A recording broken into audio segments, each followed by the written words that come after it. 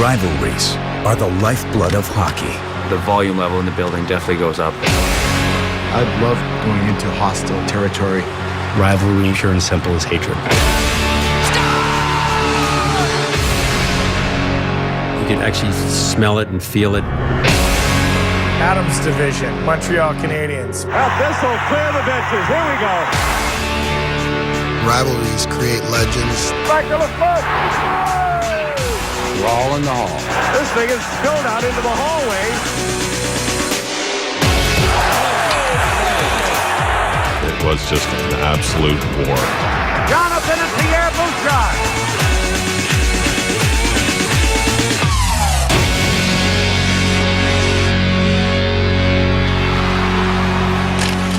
They are the NHL's version of the Hatfields and McCoys. Cam Neely going with Corsa. Toe to toe. Oh, what a hit from McLaren. They have beaten them, and tonight they have beaten them up. It was very much a sense of Montreal and Boston being different worlds. The Bruins and the Canadiens. They have faced each other more times than any other two teams in NHL history. Anybody that followed the Bruins knew that this sort of inbred hatred for the Canadiens was not a joke. Through the prism of Montreal eyes, there's a Manichaean dialectic at work here. Montreal is good. Boston is evil. And the true colors of this rivalry's passion extended from the ice and into the crowd.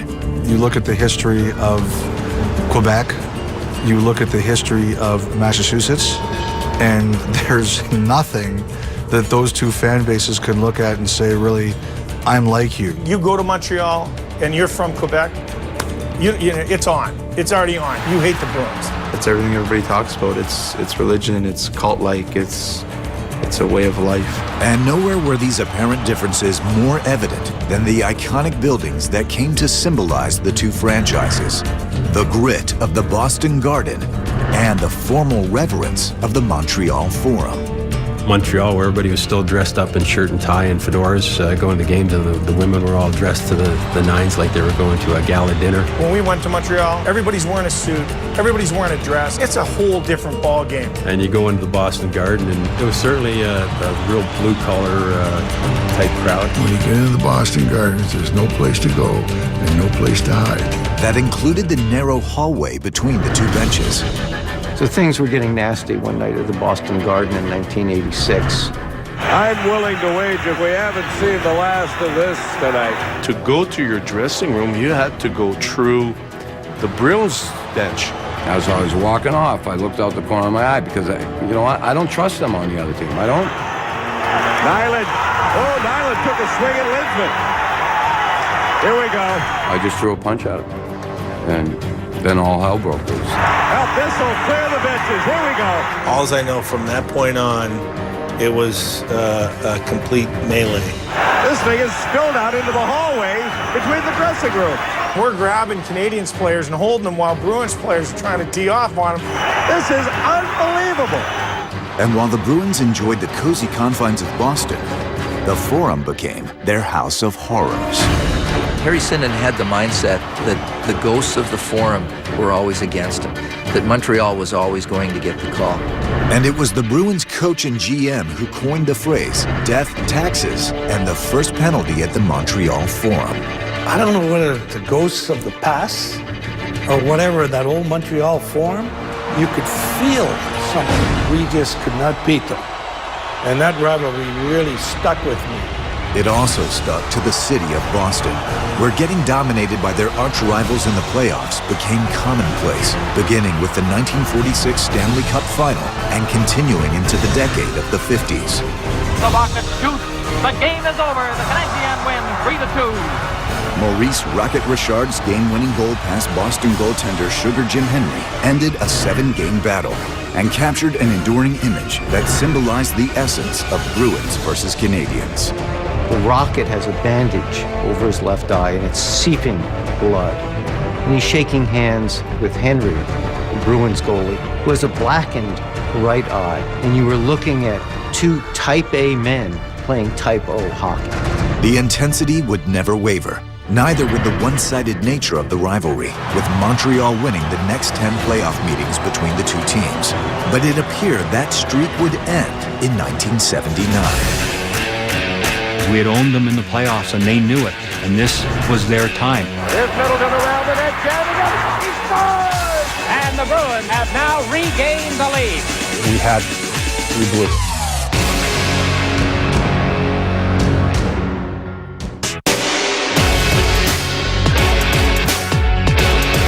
Bobby Orr behind the net to Sanderson. Orr! Bobby Orr scores, and the Boston Bruins have won the Stanley Cup. The late 60s, early 70s, when the Bruins were really, they were the Beatles and the Rolling Stones. It was, in terms of how people viewed them.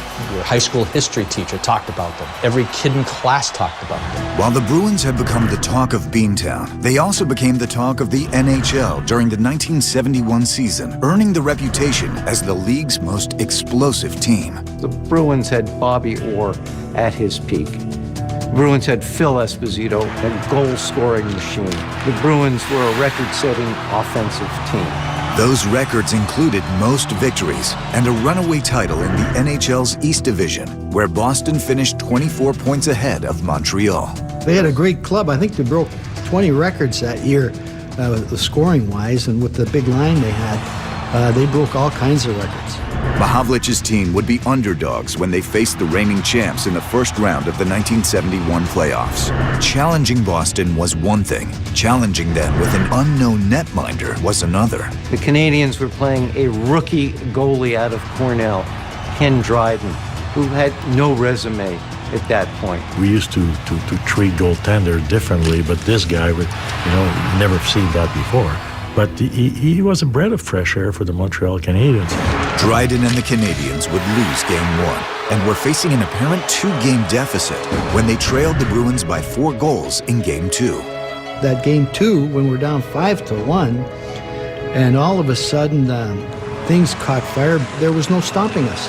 Lemire a breakaway, and it's all tied up 5-5. Dallas Smith trying to tie it up. Out front scored, Ferguson, and the Canadiens have gone back out in front, 6-5.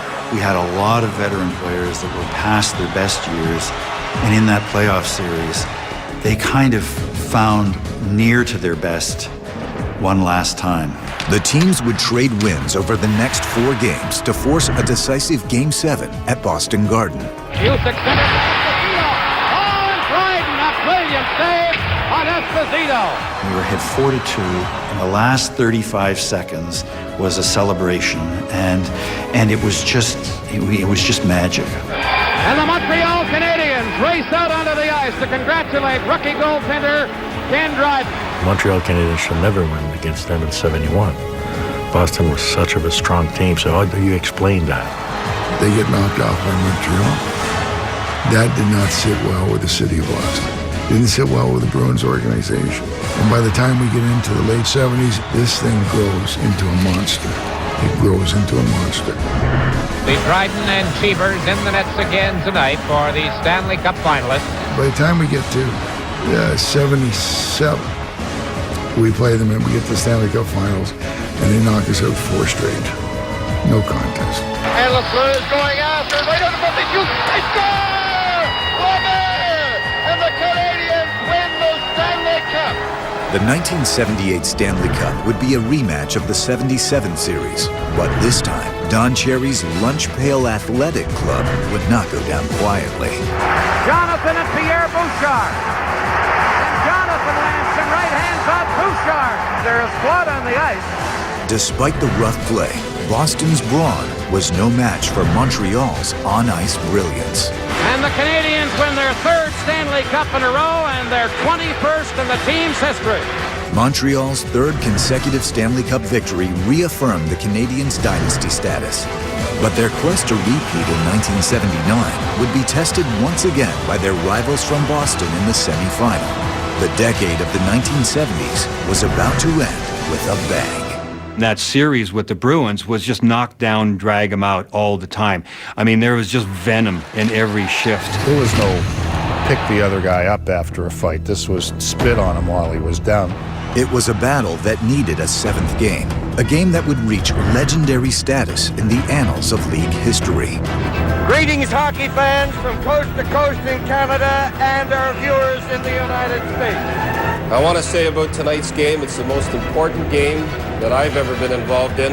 Tonight is the hour of decision. It's tied 3-3 with about 4 minutes to go, and they score from behind the net. Middleton around the net, jamming up. He scores! Middleton, persistence paid off there. I know it's my last game. I'm going to be retiring, and coming in with the Bruins, and how special it was in 1971, going out with the Bruins, and what a disaster. The Canadiens were at the end of their rope. This was last call at the bar. And Don Cherry, with 2.5 minutes to go, has got his coat basically off, serenading the crowd, and the whole bit's going on, and everybody's ballistic. Their dynasty in jeopardy. Montreal needed a tying goal, and their coach Scotty Bowman needed his best offensive player, Guy Lafleur, on the ice. Don Marcotte is shadowing Guy Lafleur. His job, find out where Lafleur is and stick with him. Guy stayed on for a second shift. The centers on our second line, our replacing line, came on. The right wing came on, but Marcotte stayed on. I remember looking over my shoulder and seeing 2 or 3 Bruins jump over the bench and start chasing me. And the Bruins are making changes while the play goes on, so are the Canadiens. Here's Big Robin from the pass. Ahead it goes. In over the line for Napier. They had 7 guys on the ice, and I don't think there was a guy within 25 feet of the bench. Well, they were calling the Bruins for too many men on the ice. Well, this is a terribly inopportune time for the Boston Bruins. It was too many men on the ice for 14 seconds. That was the only way they could lose the game, and they got caught. The referee had no choice. And on the ensuing power play, Lafleur made the Bruins pay for their gaffe. Boston 4, Montreal 3. He gives it into Lemaire, back to Lafleur. That was one of the greatest shots I've ever seen from a distance. I mean, it was right in the exact place that could maybe beat the goalie. Guy Lafleur put it just inside the pipe. Just bang, right inside the far goal post, and that was it. That tied the game, sent it into overtime, and Yvon Lambert, a plumber, shoveled the puck in to beat the Bruins. Tremblay cutting, 7 they score! Lambert! The Forum went ballistic. The air came out of the Bruins. That was as crushing an ending, I think, as you'd ever want to see. The locker room was devastated. Tears all around. We had it, and we realized we'd blown it. We had nobody to blame but ourselves, and we lived with that for the rest of our lives. A familiar script had been written again for the Bruins. The decade of the 70s ended with despair. Would the 1980s bring Boston hope? This is the year, this is the team. Ahead for Neely. Neely trying to cut in. Hold on, gets it again. He's in. He scores! Cam Neely makes it 4-1 on a breakaway. Yeah, I wanted to beat Montreal.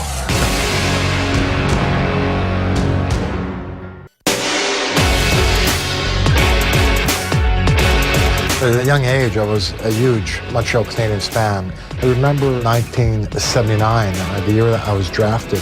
Montreal met up with the Bruins in the semifinals.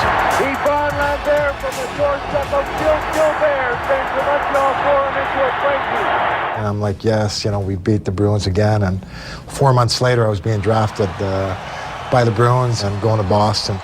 Bourque was joining a franchise that had lost 14 consecutive playoff series to their arch rivals dating back to 1946. For Boston, for many, many years, they were the weak sister, and Montreal was the mountain to climb. And this trend continued in the NHL's divisional playoff format, when as Adams' division foes, the Bruins and Canadiens would meet seemingly annually beginning in 1984. And they eliminate the Boston Bruins. You get involved in a rivalry and you meet up in the playoffs and you lose. Naslund, right in, scores! You meet up again in the playoffs and you lose. Fred Sweden was skating by. Now Robinson in front, the pressure, they score! For years and years and years, you had to play Montreal in the playoffs to advance, but it was just yeah, I wanted to beat Montreal.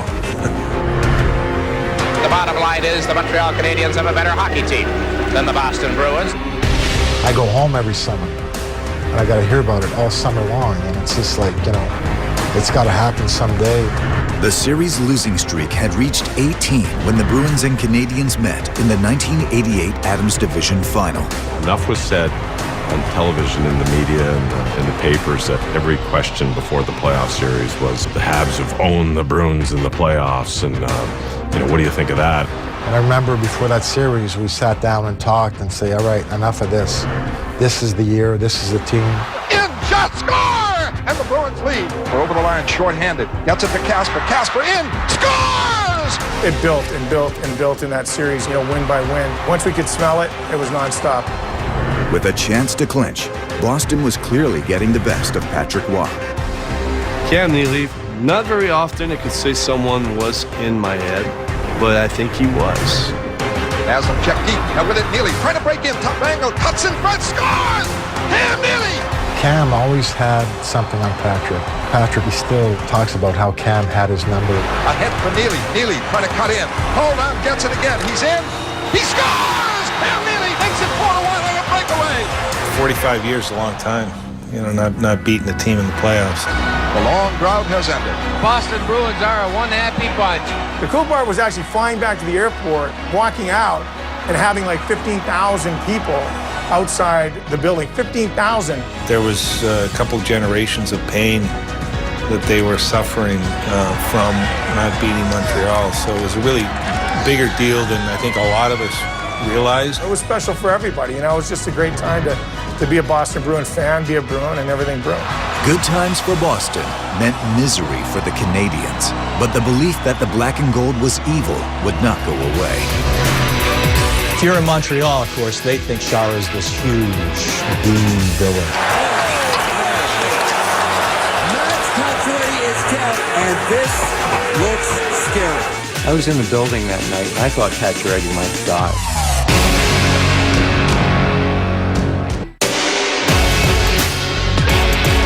This thing's on. This original 6 thing is on. It's beautiful.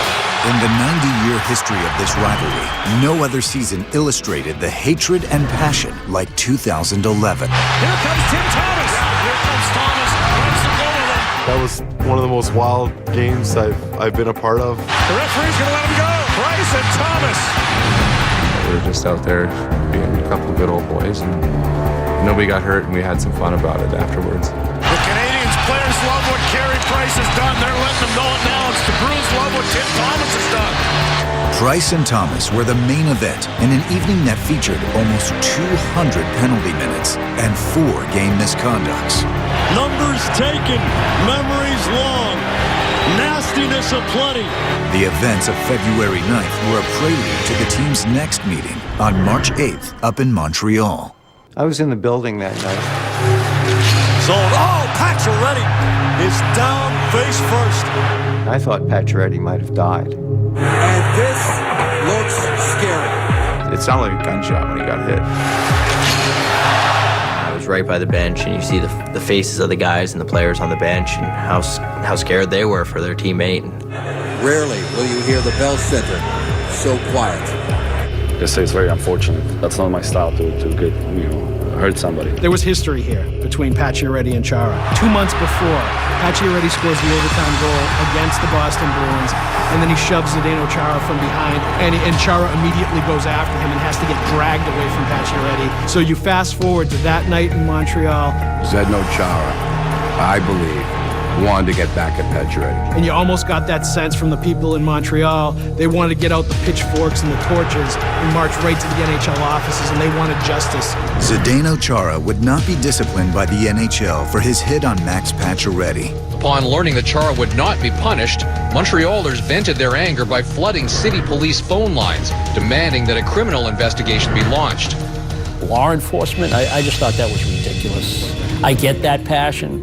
But to invite law enforcement in, I think you're beyond the pale when you start talking about that stuff. Montrealers view the Chara hit on Pacioretty as the dirtiest thing they have seen in decades. Pacioretty suffered a broken neck on the play, but in typical Bruins Canadiens fashion, controversy reigned supreme in the aftermath. There was comments made by some of the Bruins players implying that Pacioretty was exaggerating how hurt he was. I believe, they were trying to get Zdeno suspended, and they embellished it a little bit. I don't think those comments are appropriate by Mark. Surprised, to be honest with you. I think Mark's a guy who's been around a long time, and I'm not sure that he had his medical degree yet. And the Canadiens would have revenge on their minds when, without Pacioretty, they faced their arch rivals in the opening round of the 2011 Stanley Cup playoffs. The Canadiens are taking a 2-0 lead. We got down in the series 2-0 at home, and we went up and did some things that people didn't think we could do. Connolly shoots wide. Billy couldn't control the rebound. Ryder shoots and scores. He scores. This series is tied at 2. And for the 8th time in their storied series history, the Canadiens and Bruins needed a Game 7 and late-game heroics from Montreal's PK Subban. 2 minutes as of now to go in regulation. Laid back, Subban, score! And it's a tie game. You could tell that the Bruins fans thought they were going to lose. There was a feeling in that building of, oh no, not again, not Montreal. Please, God, don't do this. McQuaid taken to the outside and led on back now for Horton. Score! The Bruins knock out Montreal! When Nathan Horton scored, on the bench were the Boston coaches, and they weren't celebrating. They were like, thank God we won. It was just another chapter in the story. That series was about as good as it gets. Less than 2 months later, Zdeno Chara would wrap up a tumultuous season by raising Lord Stanley's Cup. The Bruins' 6th championship would, for the time being, give them the upper hand on their neighbors from the North Way. It's a rivalry that spans 9 decades, where black and gold meet white, blue, and red, where a cultural rivalry defines 2 cities that pine for hockey success and hockey domination. From unheralded rookies to Hall of Fame pedigrees, they have left indelible memories and passion on the ice. The Canadiens and the Bruins, forever NHL rivals.